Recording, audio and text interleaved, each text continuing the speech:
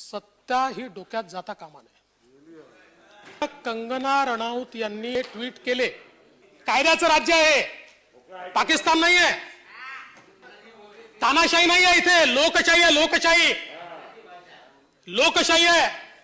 लोकशाहीमध्ये प्रत्येकाला अधिकार आहे, जो अधिकाराच्या पलीकडे गेला त्याला कायदा आहे, त्या कायद्याने त्याच्यावर कारवाई करा। आमच्या विरुद्ध बोललं की आम्ही त्याला केसमध्ये फसवू, हे नाही चालत, हे कायद्यात नाही आहे। मला कोणाला अशा प्रकारे अपमानित करण्याचा अधिकार नाही आहे।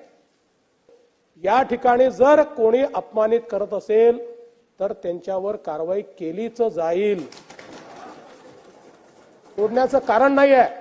आणि मग मी सगळ्यांना सांगतो, छात्या बळवू नका।